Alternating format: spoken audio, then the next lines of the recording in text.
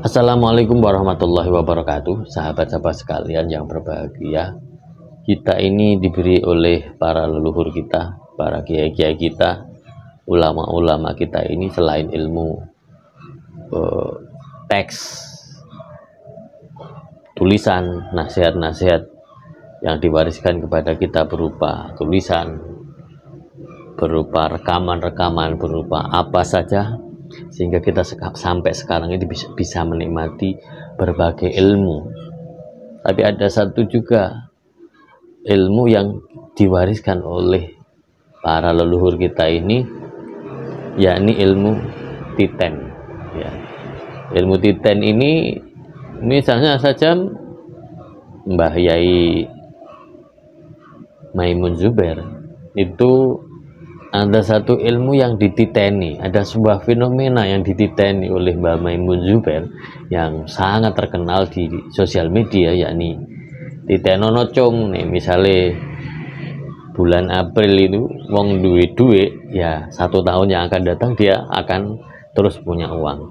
Tapi kalau bulan April itu tidak punya uang, ya 1 tahun yang akan datang ya tidak punya uang. Nah, itu adalah salah satu contoh ilmu titen.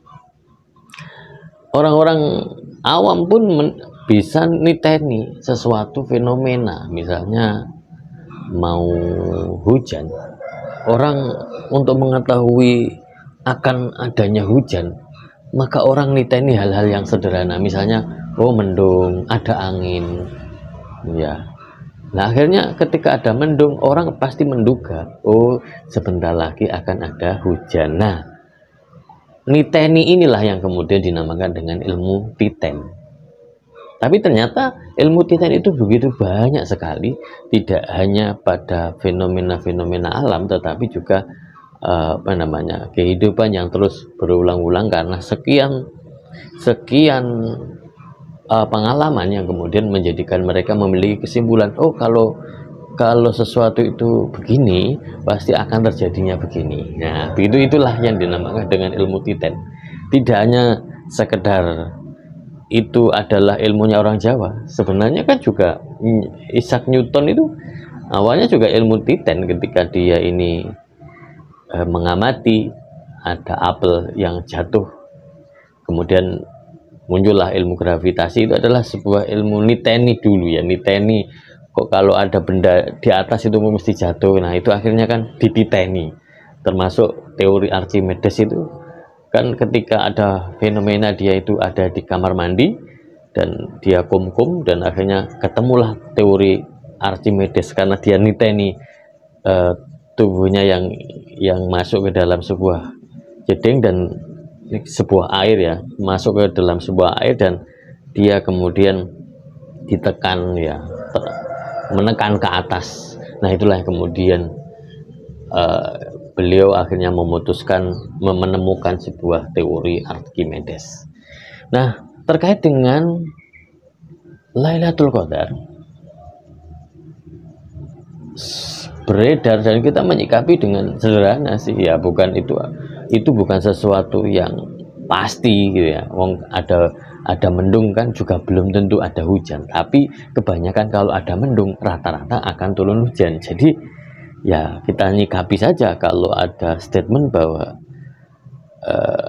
kalau nanti Lailatul Qadar itu turun malam sekian, itu kalau dimulai sekian, nah kita posisikan itu sebagai ilmu titen. Nah, oke.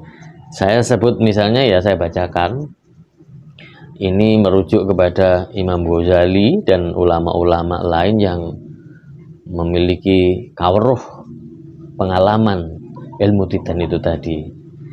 Jika awal bulan Ramadan itu hari Ahad atau hari Rabu, maka Lailatul Qadar jatuh pada malam ke-29.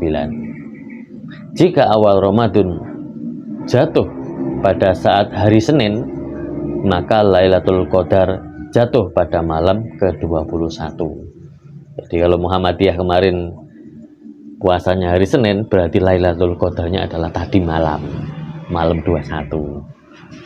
Nah, jika awal Ramadan jatuh pada saat hari Selasa atau Jumat, maka Lailatul Qadar jatuh pada malam ke-27. Nah, kita orang NU, pemerintah itu menjalankan puasa pada hari Selasa di awal bulan ini. Maka insya Allah Lailatul Qadar itu jatuh pada malam 27. Jika awal Ramadan jatuh pada saat hari Kamis, maka Lailatul Qadar jatuh pada malam ke-25. Jika awal Ramadan jatuh pada saat hari Sabtu, maka Lailatul Qadar jatuh pada malam 23. Demikian, itu adalah ilmu titen yang dirujukkan kepada ulama-ulama yang kawruh, orang yang sudah futuh, orang yang terbuka hatinya meniteni dari sekian bulan Ramadan yang telah dilaluinya, dan beliau-beliau itu menerima Lailatul Qadar. Itu beliau-beliau meniteni pada hari ini akan jatuh Lailatul Qadar pada hari ini. Makanya kita memposisikan hikmah itu, tanda-tanda itu yang dituliskan itu sebagai ilmu titen. Ya, bisa jadi terjadi dan bisa jadi terjadi seperti itu. Ya, dan kemungkinan memang terjadi, dan kalau kemudian tidak terjadi, ya jangan diyakini itu sebagai sesuatu yang saklek. Ya, tetapi ini adalah kita memposisi ilmu titen. Semoga bermanfaat. Sekian, terima kasih. Wallahu muwaffiq illa aqwamit thoriq. Assalamualaikum warahmatullahi wabarakatuh.